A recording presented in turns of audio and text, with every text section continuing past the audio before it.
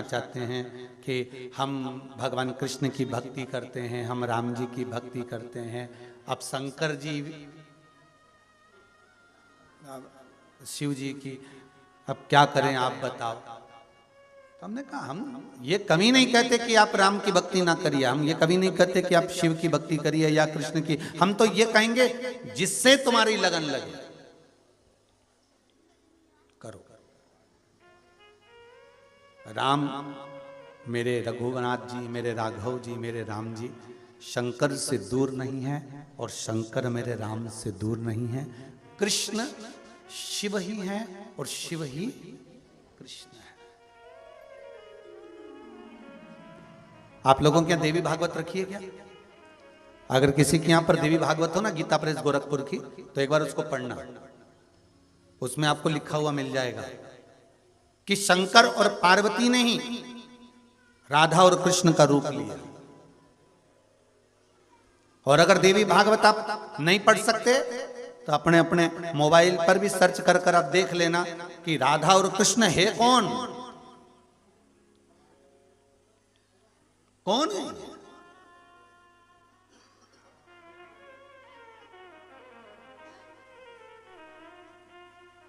तो आपको ज्ञात हो जाएगा देवी भागवत के प्रसंगों में कि ये कोई दूसरे नहीं, मेरे शिव ही राधा बन गए हैं और मेरी पार्वती मैया ही कृष्ण बन गई है। आप उस देवी भागवत के प्रसंग को जरूर पढ़ना। आपको कहीं ऐसा महसूस हो, आपको लगे कि क्या राधा कृष्ण शंकर और पार्वती है, तो सब में वही समाया हुआ है। हम केवल अपनी दृष्टि के भेद में, शक्कर की बोरी में शक्कर एक बोरी भरी है, उसी को मैदे में मिला के खुरमा बना लो, क्या बोलते हैं उसको, शक्कर पारे, उसी को बेसन में सेक के लड्डू बना लो, उसी की तुम चक्की बना लो, उसी की तुम नुक्ती बना लो, उसी का तुम गुजिया बना लो, उसी को मावे में मिलाओ तो तुम लड्डू पेड़ा बना लो, और उसी की चाशनी में डुबो दो गुलाब जामुन बना लो। अब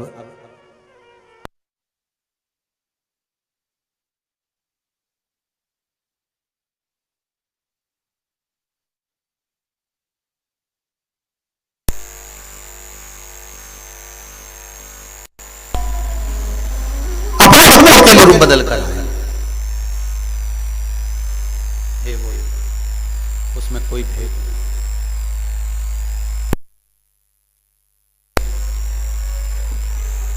महाराज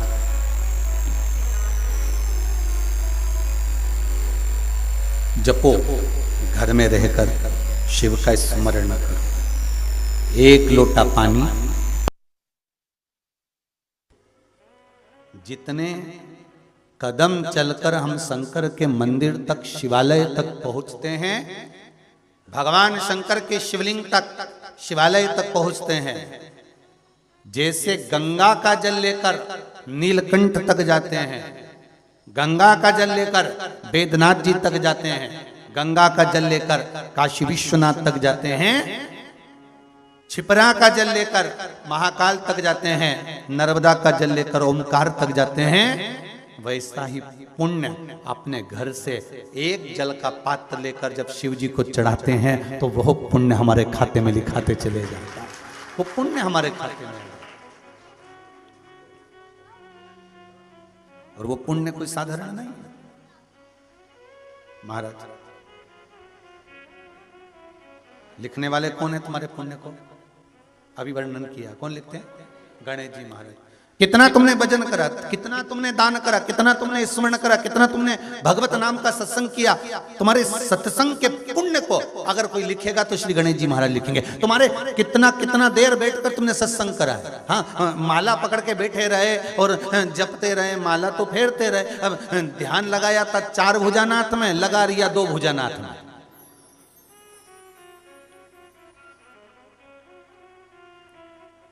माला जप रहे थे शंकर जी के नाम की और ध्यान चले गया भेरू में, अब रखा रहेगा। तो ये केवल माला फेरने से भगवान नहीं मिल सकता। भगवान को प्राप्त करने का सबसे सुंदर तरीका है कि मन से भगवान को जोड़ लीजिए। वो एक भजन की एक लाइन आप लोग गाते हो ना, श्री बांके बिहारी लाल गोपाल मन रखियो अपने चरणन में, तन रखियो श्री वृंदावन में, मन रखियो अपने चरणन में। इस मन को परमात्मा को, मन परमात्मा।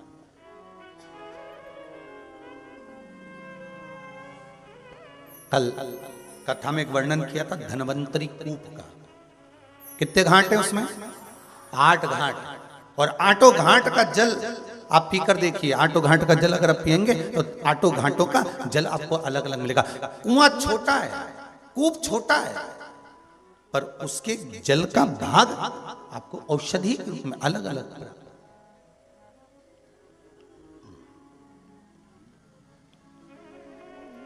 मत्स्य पुराण में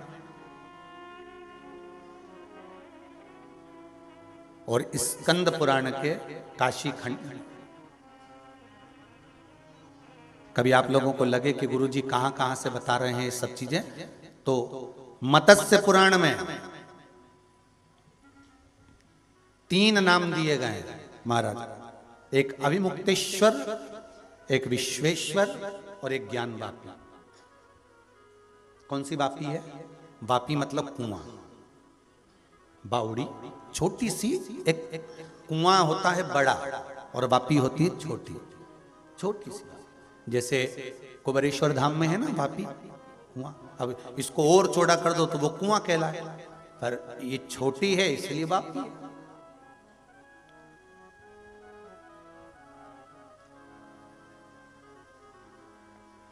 महाराज मत्स्य पुराण में 3 चीजें वर्णन करी गई, एक अभिमुक्तेश्वर, विश्वेश्वर और ज्ञान वापी का वर्णन। और अगर मत्स्य पुराण आप क्या नहीं हो तो स्कंद पुराण का काशी खंड पढ़िएगा, उसमें भी इन तीनों चीजों का वर्णन करा गया। भगवान शंकर के 2 नाम और तीसरा है ज्ञान वापी का वर्णन। और ज्ञान वापी का वर्णन अगर पढ़ना है तो स्कंद पुराण में काशी खंड में ज्ञान वापी की महत्वता का स्मरण करिए। सबसे ज्यादा अगर धन्यवाद दूंगा तो आदरणीय प्रधानमंत्री जी मोदी जी को दूंगा। ये ज्ञान वापी हमारे पास से ओझल हो गई थी, अब आप सब जानते ही हैं कि कहां चली गई थी। ये ज्ञान वापी हमारे यहां से ओझल हो गई थी। जब हम काशी विश्वनाथ का दर्शन करने जाते थे, भगवान शिव का जब दर्शन करने जाते थे, काशी विश्वनाथ का स्मरण करने जाते थे, दर्शन करने जाते थे, तो ये ज्ञान वापी हमको नहीं प्राप्त होती थी, ये ज्ञान वापी हमको दर्शन नहीं होते थे। पर ये जो काशी का जो विस्तार हुआ है, उस विस्तार में बहुत बहुत धन्यवाद देता हूं कि वो ज्ञान वापी वापिस हमारे विश्वनाथ को प्राप्त हो गई, उसका दर्शन होने लगा, वापिस प्राप्त हो गई।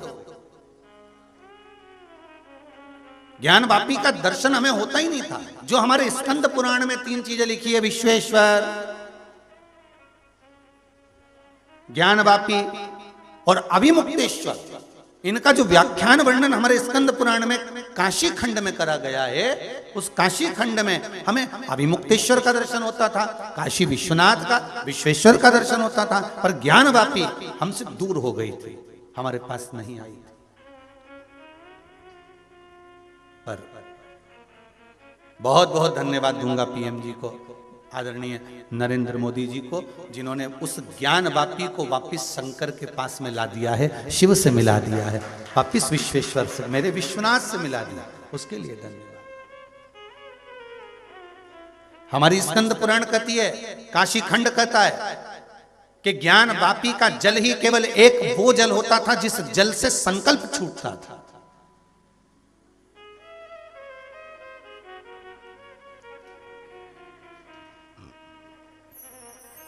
आप काशी जाएं, गंगा का दर्शन करें, स्नान करें,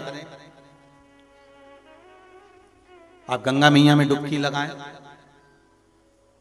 विश्वनाथ जी का दर्शन करें, पर स्कंद पुराण कहती है, काशी खंड कहता है कि मात्र ज्ञान वापी का दर्शन मात्र कर लेने पर, केवल दर्शन मात्र कर लेने पर भूमंडल पर जितने तीर्थ बसे हुए हैं, पूरी पृथ्वी पर मृत्युलोक में जितने तीर्थ बसे हैं, स्कंद पुराण कहती है कि अभिमुक्तेश्वर, विश्वेश्वर और ज्ञान वापी, स्कंद पुराण कहती है मात्र ज्ञान वापी अर्थात वो कुंड, वो कुआं, वो बावड़ी, वो ज्ञान वापी का वो कुएं का मात्र दर्शन कर लेने पर भारत भूमि पर क्या पूरे ब्रह्मांड में जितने तीर्थ बसे हुए हैं, चाहे कैलाशपति शंकर जिस कैलाश पर बैठे हैं चीन में जाकर, चाहे नेपाल में पशुपति नाथ बैठे हो, चाहे पाकिस्तान में हिंगलाज माता बैठी हो,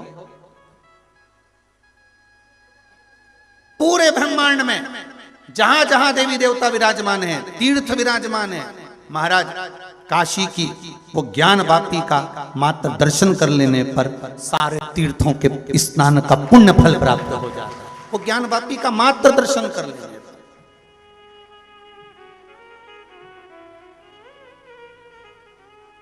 कभी काशी जाएं तो जरूर पूछो पंडा जी से, ब्राह्मण देवता से, ब्राह्मण देवता हम काशी में आए। अब तो खैर सामने ही दर्शन हो जाते, लिखा हुआ मिल जाता है। अब तो जो नया प्रोजेक्ट बना काशी का, जो एक आनंद सुख प्राप्त हुआ, उसमें अब तो लिखा है कि ये ज्ञान वापी है, अब तो दर्शन हो जाएंगे। पर पूछना चाहिए, हमें धन्वंतरी का उस कूप का दर्शन करना है, आचमन करना है, हमें ज्ञान वापी का दर्शन करना है। काशी मंदिर में कहाँ है वो ज्ञान वापी, जिस वापी का वर्णन स्कंद पुराण करती है, मत्स्य पुराण करती है, जिस ज्ञान वापी का मात्र आचमन कर लेने पर सारे तीर्थों के नदी, तालाब, बावड़ी, सरोवर, कुंडों का, झीलों का एक आचमन का सुख प्राप्त हो जाता है, स्नान का सुख मिल जाता है।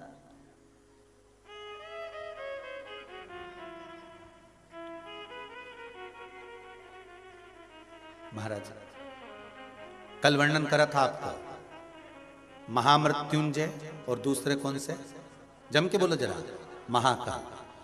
देखो जितने लोग आस्था पर कथा सुन रहे हैं, जितने मोबाइल पर सुन रहे हो, बड़े ध्यान से कथा सुनना महाराज जी। कल वर्णन करा था महामृत्युंजय और महाकाल, इनके मध्यस्थ में कौन सा कूप है, धन्वंतरी कूप, जिसके 8 घाट और 8 का जल अलग।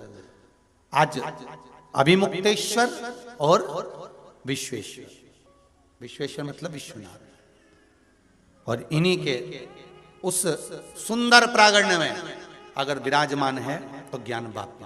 ज्ञान वापी मतलब समझ जाना, कुआं, छोटा बावड़ी, छोटा सा कुआं। कुएं को हमारे यहाँ पर जो छोटा कुआं होता है उसको लोग, कई लोग कुइया पे बोलते हैं, छोटा कुआं। उसकी जो आकृति होती है वो छोटी होती है। महाराज कितना सुंदर लिखा है स्कंद पुराण के अंदर, काशी खंड में ज्ञान वापी का वर्णन करते हुए श्री वेद व्यास जी महाराज वर्णन कर रहे हैं। तुमरुका जी चंचुला देवी से कर रहे हैं, देवाधिदेव महादेव उस पावन चरित्र को श्रवण कर रहे हैं, और श्रवण कर कर मंद मंद मुस्कुरा रहे हैं। अर्धांगिनी जगजननी जगदम्बा माँ आद्य शक्ति पार्वती बैठी हुई हैं, और कथा सुनते सुनते भगवान शंकर के चेहरे पर प्रसन्नता आ गई जब ज्ञान वापी का नाम आया।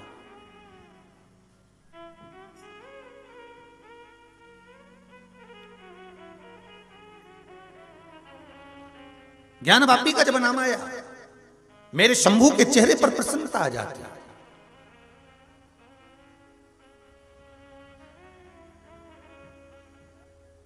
जैसे उज्जैन नगर में जाओ, महाकाल बाबा का दर्शन करा, 84 महादेव करे। 84 महादेवों में जो 40वें नंबर के महादेव हैं, कौन सा नंबर के, 40वें नंबर। 84 महादेवों में जो 40वें नंबर के महादेव हैं, जिनका नाम है कुंडेश्वर महादेव।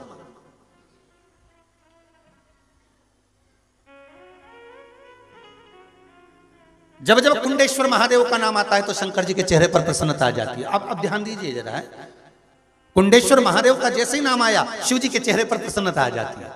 और जहां ज्ञान वापी का नाम आता है तो शिव जी के चेहरे पर प्रसन्नता आ जाती। अब सोचिए, ये जो धर्म पत्नी होती है, ब्याह कर कर जब आती है तो पति से खोद खोद कर पूछती है धीरे धीरे, क्यों जी कॉलेज लाइफ कैसी रही, स्कूल कैसा रहा, कितने फ्रेंड थे, कितने लोग थे। अब वो जब खोद खोद के पूछ लेती है और उसको मालूम पड़ जाता है कि इनकी दोस्ती थी, ऐसा था वैसा था, और जब फिर शादी के 8-10 साल निकल जाएं और जब फिर पत्नी कुछ कहने वाली रहती है और वही फ्रेंड सर्कल में किसी एक का नाम ले देती है तो फिर पति के चेहरे पर प्रसन्नता आ जाती है। शिव महापुराण को हमें बहुत गहराई तक लेकर नहीं चलना कि हम उसको समझ ही ना पाए, अपन तो अपने ऊपर लेकर चलो तो शिव महापुराण बड़ी जल्दी समझ में आएगी। और मानसरोवर शिव पुराण है, कितना कितना सरोवरों के अंदर क्या क्या भरा पड़ा है, समुद्र के अंदर क्या क्या भरा पड़ा है, तालाब और बावड़ी में क्या क्या भरा पड़ा है, तुमको मालूम है क्या? अंदर डूबोगे तब तो निकलेगा। अब पति तो बेचारा भोला, पति भोला है, वो बहुत प्रेम से सब कुछ बता देता है। अच्छा हम तो कॉलेज पढ़ते थे, ऐसा था वैसा था, एक बार ऐसा हो गया, एक बार वैसा हो गया, और यूं हो गया, और फिर उसने सब जगदम्बा ने सुन लिया। अब वो सुन तो लिया, उस समय तो उसने मुस्कुरा मुस्कुरा के सब सुन लिया, और जब जब फिर 8 साल 4 साल 6 साल 8-10 साल बाद जब बात निकलती है तब वो उसका नाम ले देती और ले और एक चेहरे पे। अच्छा अवस्था बुढ़े भी हो गए ना और वो बोल दे जगदम्बा, का मुंडा में दांत भी नहीं होनी तो मुस्कुराएगी, जाए बच्चा चले जा, भले मुंडा में दांत नहीं हो पर वो बोली और ये मुस्कुरा के निकला। अच्छा वो भी मुस्कुरा के कह रही है, ऐसा नहीं कि उसको झगड़ा करना, वो तो मुस्कुराने के चक्कर में। तो शिवजी 2 बार मुस्कुरा, 2 जगह के नाम पर मेरे शंकर मुस्कुरा जाते हैं। एक उज्जैन में जम के बोलिए कुंडेश्वर महादेव 40वें नंबर पे, ठीक है। जब तुम 84 महादेव करो तो जरा ध्यान करना। कई लोग जाते हैं, उज्जैन के ब्राह्मणों के द्वारा एक पत्र आया था, वो पत्र हम लेकर नहीं आए। जब उज्जैन में 17 तारीख से कथा होने वाली थी जनवरी में, अब तो वो कैंसिल हो गई कोरोना महामारी के कारण। उज्जैन में जो कथा होने वाली थी राजा महाकाल विक्रमादित्य शिव महापुराण होने वाली थी, वो कोरोना महामारी के कारण कैंसिल कर दिया उसको। तो ब्राह्मणों ने पत्र लिखकर भेजा कि गुरुदेव पहले 84 महादेव जब होते थे तो केवल अधिक मास में होते थे, 3 साल में एक बार लोग 84 महादेव करने आते थे, पर जब से शिव महापुराण की कथा चालू हुई 84 महादेव के मंदिर में लोगों की भीड़ लगी रहती है गुरुदेव, उसका एक आनंद है। तो ब्राह्मणों ने जो पत्र लिखा, मैं उज्जैन नगर के 84 महादेव के सारे ब्राह्मणों के चरणों को नमन करता हूं, प्रणाम करता हूं कि आपने जो पत्र भेजा वो प्राप्त हुआ, उसको पढ़ा, बड़ी प्रसन्नता हुई। अब जब देखो जब लोग 84 महादेव करने के लिए चले जाते, करो खूब प्रेम से करो, ये मौका मिला है जाने।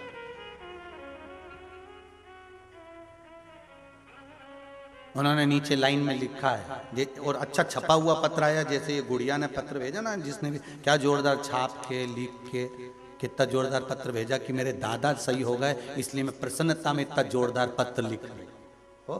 तो ऐसा ही उन्होंने भी पत्र लिख कर भेजा कि एक लाइन लिखी उन्होंने नीचे कि आप भी 84 महादेव करने पधारो। हमने कहा तो जाए, फिर कोरोना दादा तो जाए, आने को मना नहीं। जितने लोग आस्था पर कथा सुन रहे हैं, जितने लोग मोबाइल पर सुन रहे हैं, सब तैयारी में बैठे हैं, बस इधर से आवाज आई। अभी गोवर्धन जी जाने वाले थे और आधे से ज्यादा ने तो टिकट कैंसिल करा दिए थे, और जिनने कैंसिल नहीं कराया वो पहुंच भी गए। और पहुंच गए तो गोवर्धन दादा ने कहा कि जब व्यासपीठ से मना कर दिया कि मत जाओ कोरोना महामारी में, क्यों आए, तो उन्होंने भी जो धड़ाके से बरसाया, ऐसा बरसाया, ऐसा बरसाया, जो गए उन्होंने आकर सूचना दी, गुरुजी खूब गिरे, अरे दादा खूब बरसा, फिर ठंड के मैं पड़ूं, पानी के मैं गिरूं और कोहरा के मैं हूं। अब पहुंच तो गए।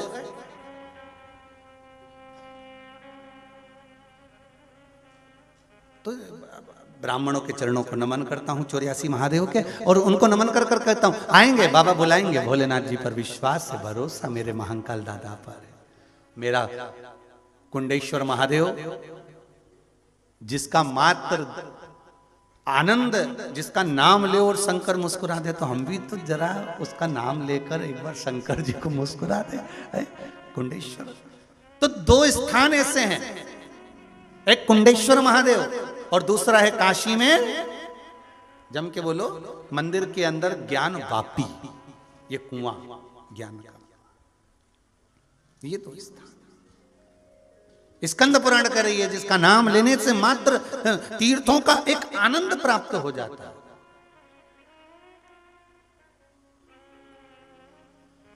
और दोनों वन है, जहां पर ज्ञान वापी है वो नंदन वन है। कौन सा वन है? काशी। काशी को क्या कहते हैं शास्त्रों में? नंदन वन। और जिस जगह पर कुंडेश्वर महादेव विराजमान है, ये भी महाकाल वन। और जहां कुंडेश्वर बैठे हैं वो चंदन वन। कौन सा वन है? चंदन वन। दोनों जगह वन है और दोनों की लीला बड़ी विचित्र है। दोनों की लीला। कुंडेश्वर महादेव शिव महापुराण का सुंदर वृतांत वर्णन कर रहा है।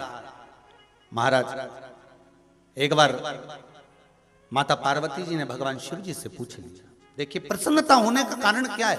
शंकर, अब जैसे आपने अपनी दिल की बात 40 साल पहले अपनी पत्नी को बताई थी और पति 40 साल के बाद भी उस बात को सुनकर प्रसन्न हो रहा है, तो मतलब कोई बात हो सकती है, कुछ ना कुछ तो होगा। अगर मेरे शंकर कुंडेश्वर नाम लेने से प्रसन्न हो रहे हैं तो उसका कारण हो सकता है। ज्ञानवापी का नाम लेने पर मेरे विश्वनाथ, मेरे विश्वेश्वर, मेरे अभिमुक्तेश्वर प्रसन्न हो रहे हैं, तो कुछ ना कुछ बात हो।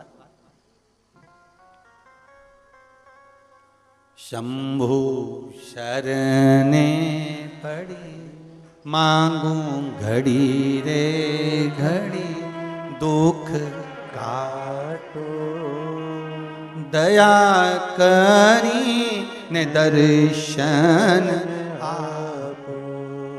मानसरोवर शिव महापुराण की कथा कर रही है कि एक बार माता पार्वती जी भगवान शिव से बोली, प्रभु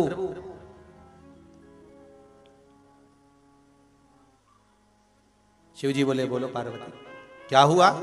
पार्वती जी कहती है, महाराज मेरे को बहुत दिन हो गए, मेरा कार्तिक नजर नहीं आ रहा है, मेरा पुत्र मेरा कार्तिक नजर नहीं आ रहा है, मुझे मेरे पुत्र का दर्शन करना है। शिव जी ने कहा, पार्वती मैं मेरे गण को बुलाता हूं और उसको कहता हूं कि जाकर पता करे कि मेरा कार्तिकेय गए कहां है। शिव जी ने आवाज लगाई, नंदी को बुलाया, नंदी तुम जाओ जरा पता करो कि मेरा कार्तिकेय है कहां। नंदी जैसी जाने लगे, माता पार्वती जी ने आवाज दे दी, नंदी रुको जरा। नंदी जी ने कहा, क्या मां बोलिए क्या बात है? बहुत कम समय होता है जब माता पार्वती जी नंदी को आवाज लगाती है। बहुत बहुत ध्यान देने वाला प्रसंग है। घर का पुरुष ड्राइवर को बोले, गाड़ी लगाइए, गाड़ी लेकर आइए, गाड़ी में लेकर चलिए। पर शिव महापुराण की कथा कहती है, घर की माता अगर पर पुरुष को बुला रही है तो उसको बुलाने से पहले शिव महापुराण की कथा कहती है, मेरे भारत की भूमि के संस्कारों को लीजिए, शंकर की कथा को लीजिए कि पार्वती जी कभी नंदी को आवाज नहीं लगाती थी पलटकर, पहले शिव जी से कहती थी कि नंदी को बुलाइए। भारत भूमि की माताओं को ये सीखना चाहिए, घर की बेटियों को जो सीखना चाहिए, घर की बहुओं को सीखना चाहिए। डायरेक्ट ड्राइवर से बात ना करते हुए पहले पति से कहो, आज मुझको जाना है, आज मुझे दुकान पर आना है, आज मुझे बच्चों के स्कूल जाना है, आज मुझे ट्यूशन जाना है, आप ड्राइवर को भेज देना।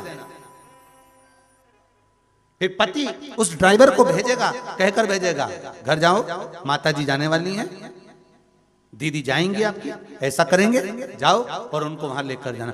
क्यों? क्योंकि पति को इस चीज का भान होना चाहिए माताओं की ओर से कि आपने ड्राइवर भेजा है और मैं उनको लेकर जा रही हूं।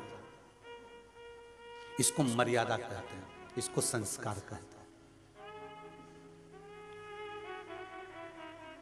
पर आज का समय बड़ा विचित्र है महाराज, बड़ा विचित्र। पत्नियां कहे दे हमारा कोई अधिकार नहीं है क्या गाड़ी में? तुमने ड्राइवर रखा, तुम तनख्वाह दे रहे हो, मतलब तुम्हारी चलेगी? तो बेचारा भेरू भी कह देता जगदम्बा तू चला लेती। अब क्या बोले? अब उसको तो मालूम है कि शिव महापुराण की कथा में क्या लिखा है, राम जी की कथा में क्या लिखा है।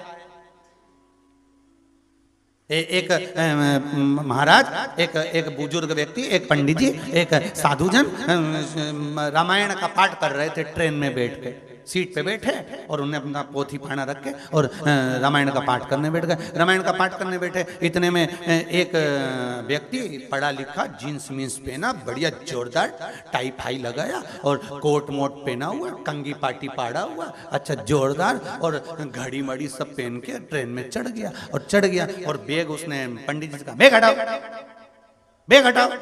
पंडित जी रामायण पढ़ते पढ़ते कुछ बोले ही नहीं।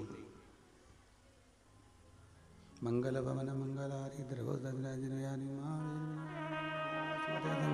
कंचन वरन महाराज दिख नहीं रहा, मेरे पास बैग रखे, दो बैग हटाओ ना। पंडित जी ने थोड़ा सा बैग सरकाया, संत जी ने, इसने बैग रखा और दूसरे व्यक्ति से बात करते करते बोलने लगा, अक्ल ही नहीं है बिल्कुल, तिलक मिलक लगा लिया, बाल माल बढ़ा लिए, अपने आप को संत बन गए, कपड़े लपेट के। अक्ल नाम की चीज नहीं है। क्या रखा है रामायण में? और पढ़ना है तो घर में पढ़ो, ट्रेन में पढ़ने की क्या जरूरत है? अक्ल ही नहीं है। क्या रखा है इस रामायण में? चुप रहा, पढ़ता गया, मंगल भवन मंगल हार।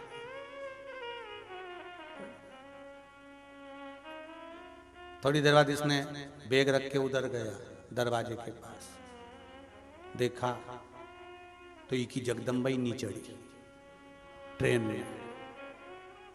चिल्लाया, दौड़ के आया, चेन खींचने लगा। पंडित जी ने पूछा क्या हो गया है, ट्रेन की चेन क्यों खींच रहा है? दिखा नहीं रहा, 500 रुपए जुर्माना। अरे भले लग जाए, पत्नी रह गई स्टेशन पे।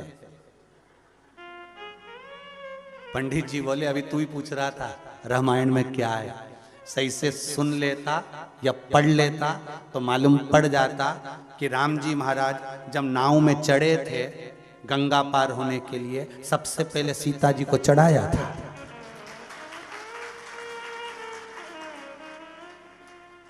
अगर रामायण पढ़ी होती या सुनी होती, हमको कह रहा पगला, हमको पगला कह रहा। अब अंदाजा लगा अंदाजा।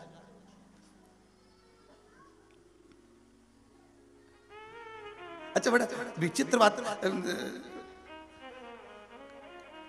कोई कह रहा था गुरुजी बड़ी बड़ी एक बात कहना चाह रहे हैं हम। हमने कहा बोलो क्या कहना चाह रहे हो आप? व्यासपीठ से बोलते हो, बात तो सत्य हो जाती है, तो पक्का है। तो हमने कहा हमने भी आजमाया है कि कहते हैं तो सत्य हो जाती है। हम भी हमेशा कहते थे हम भी पगले और कथा सुनने वाले भी पगले। और भगवान ने ऐसी सुनी कि हमारे सीहोर में दुनिया भर का सबसे बड़ा पागल खाना खुल रहा है।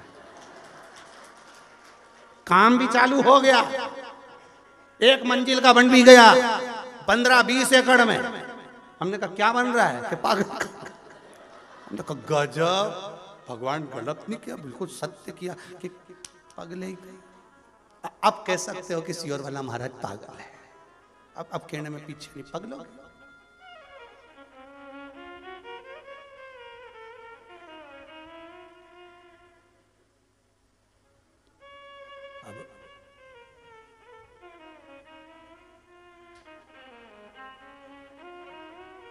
अगर तुम रामायण पढ़े होते, अगर तुमने रामायण सुनी होती तो तुम्हें मालूम होता कि राम जी ने सीता को सबसे पहले नाव में चढ़ाया था, फिर मेरे राघव जी चढ़े थे। रामायण, शास्त्र, वेद, पुराण यही सिद्ध करते हैं। हमारे वेद और शास्त्र यही सिद्ध करते हैं कि हम उसको मनन चिंतन करें तो हम उसको उतारें तो अपने जीवन में।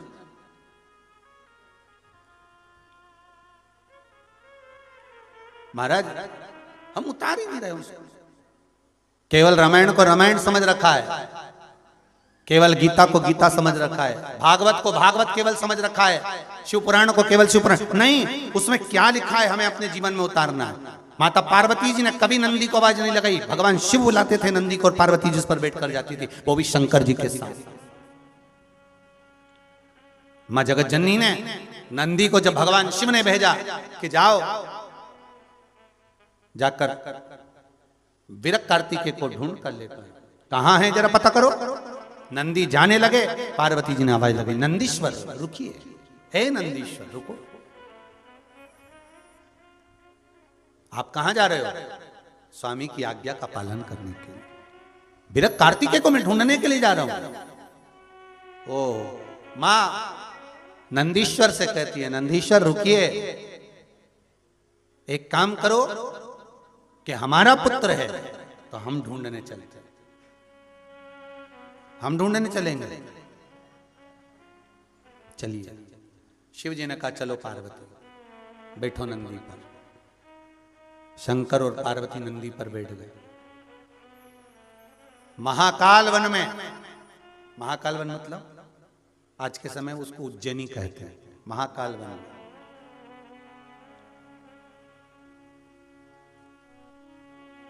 महाकाल वन में भगवान शिव पार्वती के साथ विरक कार्तिकेय को ढूंढ रहे हैं। ढूंढते ढूंढते चंदन वन में पहुंच गए। कौन सा वन है? चंदन। वही महाकाल वन का एक छोटा सा टुकड़ा चंदन वन कहलाता है, जहां पर सांदीपनी बाबा का आश्रम बना है, जहां पर भगवान कृष्ण विद्या अध्ययन करने के लिए पधारे। वो क्षेत्र चंदन वन के अंतर्गत है, महाकाल वन में। पर जैसे इंदौर में एरिया अलग अलग हुए कि नहीं हुए, ये पलासिया है, ये बीजासन का क्षेत्र है, ये जगजीवन रामनगर है, ये पाटनीपुरा है, ये परदेसीपुरा है, ये राजवाड़ा है, ऐसा क्षेत्र चंदन।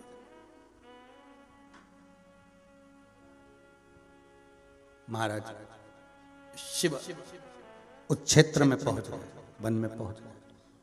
पहुंचते से वहां पर जैसे पार्वती जी पहुंची हैं नंदी पर बैठकर, और विरक कार्तिकेय को जब ढूंढने का प्रयास किया गया है, विरक कार्तिकेय को जब ढूंढ रहे हैं और ढूंढते ढूंढते विरक कार्तिकेय को पार्वती मैया वहां एकदम थक सी गई, थक गई।